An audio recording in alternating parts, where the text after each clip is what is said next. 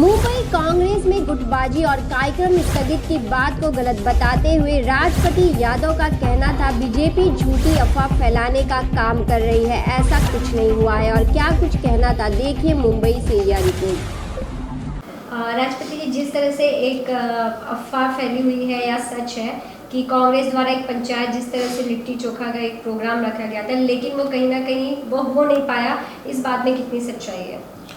नहीं, ये तो कुछ लोग जानबूझ के अफवाह फैला रहे हैं और इसमें बीजेपी और कुछ लोग मीडिया के जो उनके साथी है जानबूझ के पेपर वगैरह में दे के अफवाह फैला रहे हैं।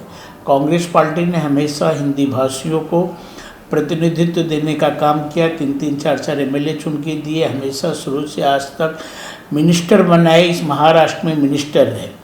लेकिन जो बीजेपी के लोग अफवाह फैला रहे हैं, मैं उनसे ये पूछना चाहता हूँ कि जो आपके यहाँ उत्तर भारतीय नेता गए हैं उनको आपने कभी एडजस्ट किया क्या? उनको जिस ताकत के साथ थे, जिस शक्ति के साथ हुए हैं, उनका कहीं उपयोग हुआ क्या?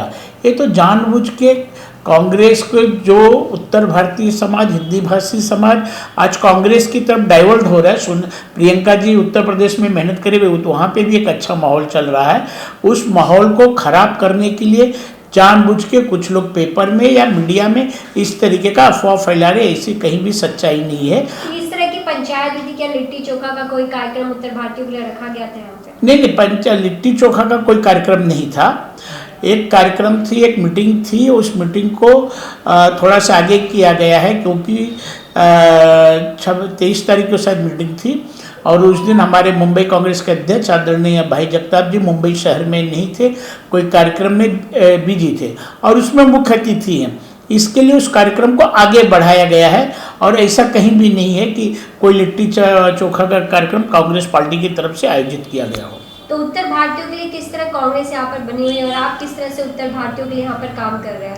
नहीं, उत्तर भारतीयों को या हिंदी भाषी कहिए, हमेशा कांग्रेस ने उचित प्रतिनिधित्व दिया है। यहाँ पे रामनाथ पांडे जी, राम मनोहर त्रिपाठी जी, चंद्रकांत त्रिपाठी जी, कृपा शंकर सिंह जी, संजय निरुपम जी, सभी लोगों को मिनिस्टर बनाए हैं और एमएलए बनाए हैं।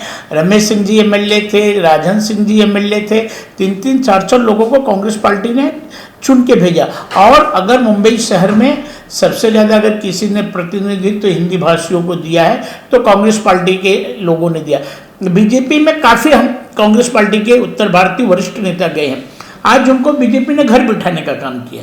किसी को बीजेपी से मोह माया नहीं है। माजी मुख्यमंत्री देवेंद्र जी हमेशा बाटी चोखा का कार्यक्रम, लिट्टी चोखा का कार्यक्रम, गमछा वगैरह पहने, लेकिन उन्होंने दिया क्या?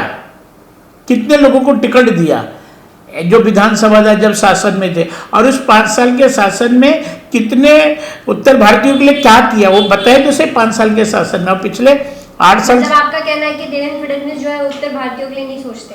कभी नहीं सोचे हैं और कभी उन्होंने कोई प्रोजेक्ट, देखिए दिखाना और करना दोनों में अंतर है, बोलने और करने में अंतर है। उन्होंने कभी कोई चीज किया नहीं है उन्होंने उत्तर भारतीयों के लिए, खाली एक दिखावा कि एनएससी में बहुत बड़ा कार्यक्रम हुआ था, लेकिन उसका रिजल्ट क्या निकला, आउटपुट क्या निकला? कितने उत्तर भारतीयों को उन्होंने एडजस्ट किया? किसी उत्तर भारतीय को एडजस्ट नहीं किया, किसी को कोई कमेटी नहीं दी, किसी को कहीं वो नहीं किया। सिर्फ अफवाह फैलाने का काम बीजेपी के लोग करते हैं। तो क्या वजह है कि इसमें क्या फायदा है? बीजेपी क्यों ऐसी अफवाह फैलाएगी कि हाँ एक आप लोग की तरफ से पंचायत आयोजित करी वहां पर? बीजेपी घबराई हुई है। उत्तर प्रदेश का एक माहौल चेंज हो रहा है। क्या होता था कि उत्तर प्रदेश में सपा की गवर्नमेंट रहे या बसपा की गवर्नमेंट रही हो, हमेशा यहाँ का हिंदी भाषी समाज कांग्रेस के साथ रहा है। पिछले चुनाव में कुछ लोग मैं फिर से कहता हूँ, कुछ लोग बीजेपी के साथ गए, लेकिन जब से प्रियंका जी वहाँ पे काम शुरू की है उत्तर प्रदेश में और भाई जगताप जी यहाँ पे उत्तर भारतीयों के एक अच्छा अपनी कमेटी में senior vice president, general secretary, district में वर्किंग प्रेसिडेंट का एक दायित्व दिया है। एनएसयूआई का मुंबई का अध्यक्ष उत्तर भारतीय, महिला कांग्रेस के अध्यक्ष उत्तर भारतीय, इस तरीके से दिया गया है। तो जनाधार जो गया था वापस कांग्रेस की तरफ आ रहा है और उससे पूरी बीजेपी घबराई है। बदनाम करने का काम मिलजुल के किया जा रहा है। ड्रग्स का मामला जिस तरह से यहाँ पर एक के बाद एक खुलता हुआ नजर आ रहा है, जिसमें बॉलीवुड के बड़े बड़े स्टार कास्ट के नाम आ रहे हैं, वहीं दूसरी तरफ जिस तरह से नवाब मलिक ने वानखेड़े के ऊपर जो आरोप लगा रहे हैं, इस आरोप में आपको कितनी सच्चाई है, क्या आप इस बात को मानते हैं? देखिए, हमारा नौजवान बच्चे ड्रग्स की तरफ गए हैं, इसको बंद होना चाहिए। ड्रग्स आ कैसे रहा है, बॉर्डर से आ कैसे रहा है? मुद्रा एयरपोर्ट में शायद 3000 किलो ड्रग्स आया, उसके बारे में क्या हुआ, ये भी NIA को बताने की जवाबदारी है। ड्रग्स एकदम कहीं नहीं बिकना चाहिए, इस चीज़ के हम सब खिलाफ है, पूरा इस देश, चाहे छोटा आदमी रहे चाहे बड़ा आदमी। रही नवाब मलिक जी का आरोप लगाए हैं, मैंने आज पेपर में बड़ी नवभारत टाइम्स वगैरह सभी में देखा हूँ, काफ़ी बड़ी न्यूज़ें चल रही हैं। संजय राउत जी ने कहा कि आगे का मैं और खुलासा करने वाला हूँ। अगर धुआं सुलग रहा है तो कहीं नहीं तो कहीं आग है, कहीं नहीं तो कहीं कुछ सच्चाई है। और जैसे एक BJP का कार्यकर्ता पंचनामा, ठीक है, पुलिस पंचनामा करती है, NIA को पंचनामा, लेकिन वो जो पंचनामा में है वो आदमी, वो BJP का सीनियर लीडरों से, जो उनके मिनिस्टर हैं, देश के मिनिस्टर, उनसे संबंध क्या है, उस संबंध का भी उजागर होना चाहिए। और पंचनामा के लिए कभी भी पॉलिटिकल आदमी तो नहीं रहना चाहिए, मेरी ऐसी नॉर्मल आदमी जो जानने वाला। वहाँ आज एक उनके विटनेस में से एक एफिडेविट दिया है, तो कहाँ नहीं तो कहीं कुछ गड़बड़ है, इस गड़बड़ की जांच होना चाहिए। साथ ही साथ मैं फिर से कहता हूँ, ड्रग्स इस पूरे देश से बंद होना चाहिए। ड्रग्स आ कैसे रही है, सबसे बड़ा सवाल है कि आई कैसे?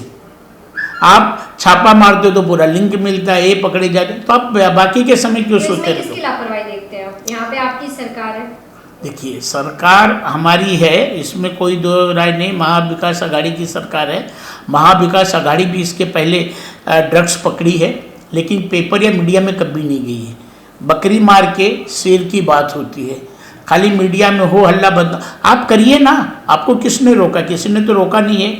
इसके लिए एक एजेंसी बनी हुई है, उस एजेंसी को अपना काम 12 महीना 24/7 करना चाहिए। और ड्रग्स के साथ में, ड्रग्स के सपोर्ट में तो देश में कोई भी नहीं है। इस ड्रग्स को ख़त्म होना ही चाहिए, क्योंकि हमारे नौजवान पीढ़ी, हमारे बच्चे भटक रहे, उसको बंद होना। लेकिन सवाल यहाँ है, उसकी राजनीति नहीं होनी चाहिए। तो राजनीति करता कौन है? राजनीति पार्टियां ही तो करती हैं। नहीं, राजनीति करने का मतलब जैसे अभी जो चल रहा है, नवाब मलिक जी कहीं नहीं तो कहीं उसका एग्जाम्पल लाके दे रहे, कुछ है तो कुछ उसमें सच्चाई होगी तो ही लाके दे, इतना चैलेंज के साथ। नवाब मलिक जी जो कर रहे हैं, आप मानते सही कर रहे हो? नवाब मलिक जी जो लाके दे रहे हैं उसकी इंक्वायरी हो, और इतना जवाबदार अगर आदमी कुछ लाके दे रहा है, कुछ बता रहा है, तो कुछ ना तो कुछ सच्चाई होगी। आप देख रहे हैं सक्षम न्यूज इंडिया, सबसे पहले सबसे तेज।